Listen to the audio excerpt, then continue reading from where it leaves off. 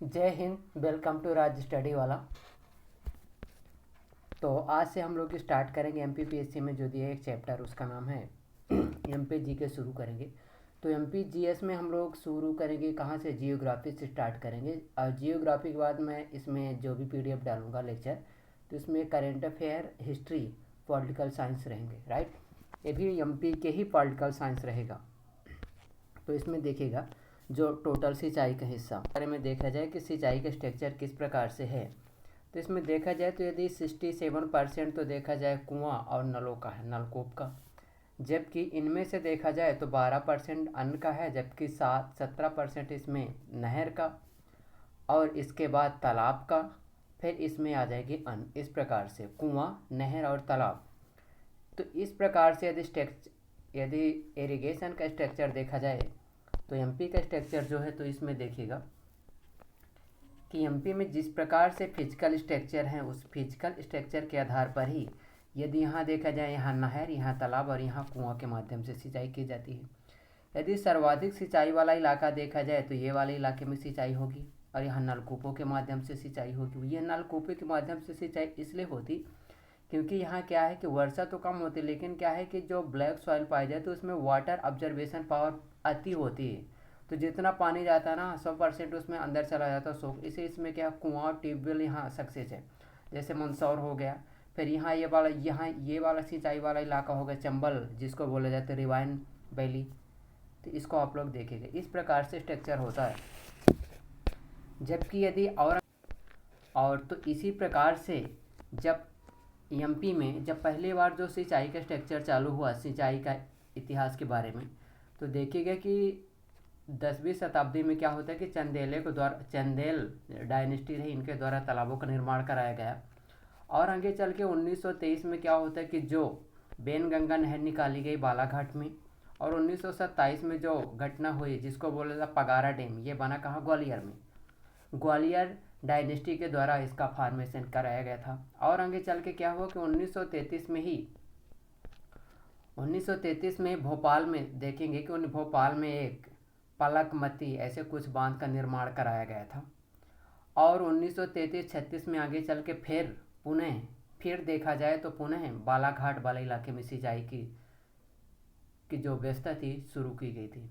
लेकिन क्या होता है कि आगे चल के जैसे जब इंडिया आफ्टर इंडिपेंडेंस के बाद क्या होता है कि फर्स्ट 5 ईयर प्लान के माध्यम से क्या किया गया, इतना ज़्यादा तो जोर नहीं दिया गया, बट सेकंड 5 ईयर प्लान के माध्यम से क्या किया गया कि इंडिया में अधिक इरिगेशन सिस्टम पर ध्यान दिया गया। उनमें से जैसे चंबल नदी घाटी परियोजना जैसे ये स्थापित हुई, और नदी घाटी परियोजना को ही पंडित जवाहरलाल नेहरू जी के द्वारा आधुनिक भारत के मंदिर की संज्ञा दी। राइट, इसको आप लोग अंडरस्टैंड करिएगा। अब उन्हीं में से है कि जैसे बाण सागर परियोजना सोन और गंगा नदी बेसिन में है। जैसे बरियार परियोजना कहाँ है, तो ये बुंदेलखंड वाले इलाके में कहाँ है, धसान नदी पर। जो बारना परियोजना है नर्मदा नदी बेसिन पर है। ठीक है, नर्मदा नदी ऐसे जैसे जब आती तो इस साइड से, लेफ्ट साइड से। चंबल नहर परियोजना यमुना नदी बेसिन पर है। जो हरसी परियोजना यमुना नदी बेसिन पर है, लेकिन जो सिंध की सहायक नदी पार्वती, उसमें इसका निर्माण कराया गया। जो कोलार रिवर है, तो कोलार रिवर का ये रायसेन में है, कोलार परियोजना। महान परियोजना गंगा नदी बेसिन पर है, ये गंगा नदी बेसिन पर शायद सिंधु की सहायक नदी पर है। और माही परियोजना जैसे धार में यहाँ जाएगी। और इन्हीं में से जो बड़ी परियोजना देखा जाए तो देखिएगा कि सम्राट अशोक, ये किस नदी बेसिन पर है, बेतवा नदी बेसिन पर। संजय सरोवर जो बांध परियोजना, ये कहाँ बनी है, ये बनी हुई है बैनगंगा बालाघाट में, बालाघाट मंडला के आसपास।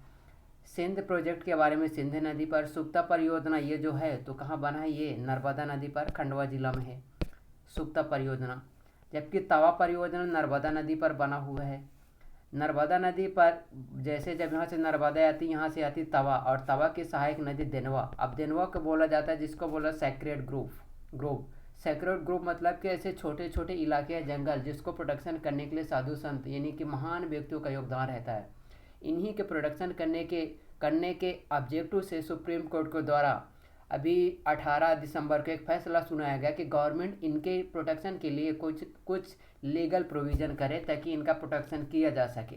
वो इसलिए कि यदि इंडिया में देखा जाए तो इंडिया में टोटल जैसे सेक्रेड ग्रुप के बारे में, यहाँ हिमाचल, उत्तराखंड, यहाँ पूरा ये वाला जितना पहाड़ी इलाका है, यहाँ सभी ही नेचुरल एसेट को प्रोटेक्शन करने का काम करते हैं, ये जिसको बोला सेक्रेड ग्रुप्स के बारे में, तो इसको याद रखिएगा।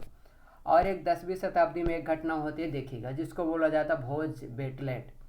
ये जैसे इसको बोला जाता कालियासोत कोलांस बांध। ये बांध बनेगा तो यहाँ रहेगी अपर लेक, यहाँ रहेगी डाउन लेक।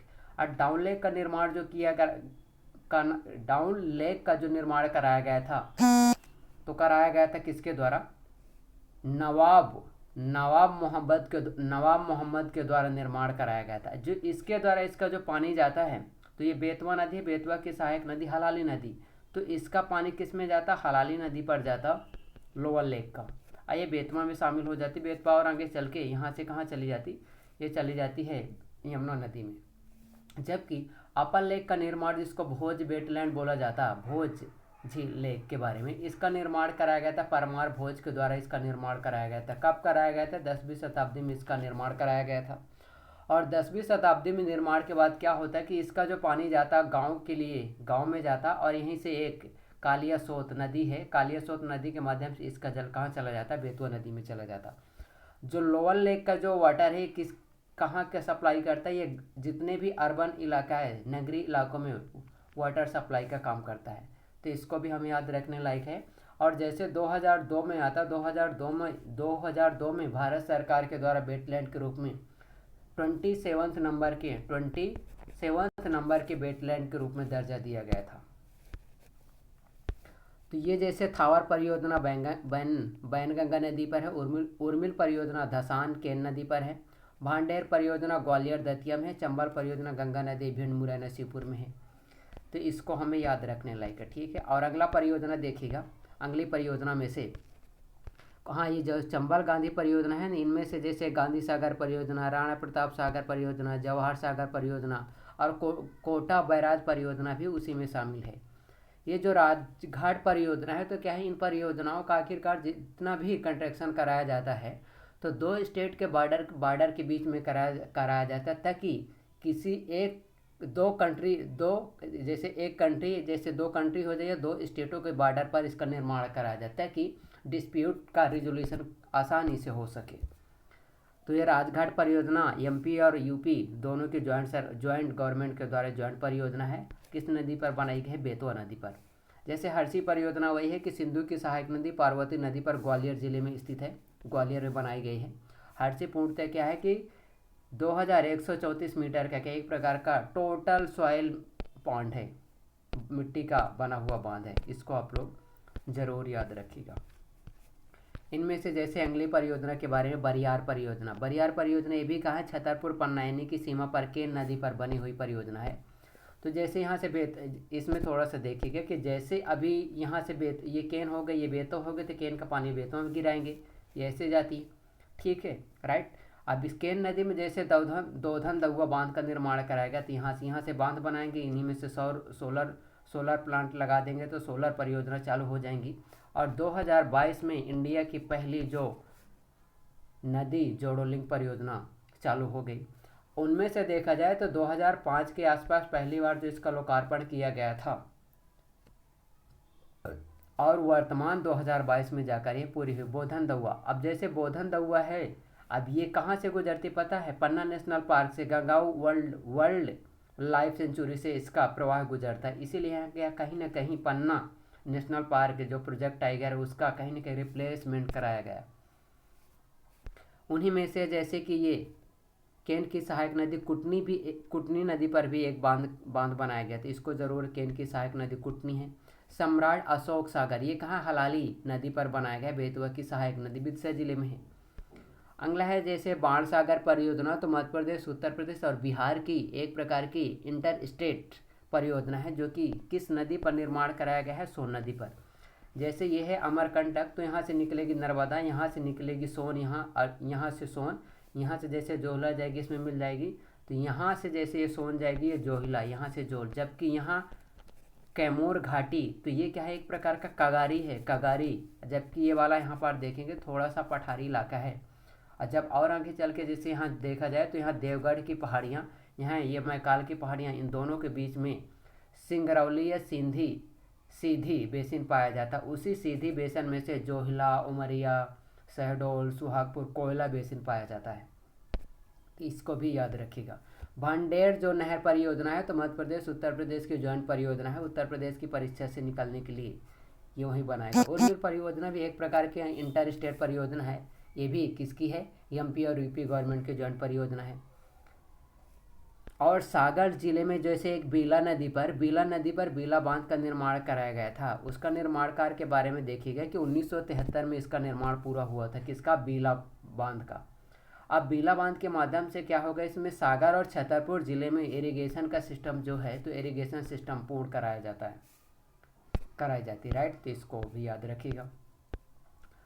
अगले जैसे गुलाब सागर परियोजना, गुलाब सागर परियोजना कहाँ है, जो इसको देखिएगा कि जो सीधी जिला में तो स्थित है ही है, लेकिन सीधी जिला में इसको ज़रूर याद रखना है कि जो खट्टी गांव के पास बनास नदी की सहायक नदी है, बनास, जैसे यहाँ से ये है, ये चलेगी सोन नदी की सहायक नदी बनास, बनास की सहायक नदी में से एक, जिसको बोला जाता महान नदी पर बनाया गया है कौन सा बांध, गुलाब सागर बांध।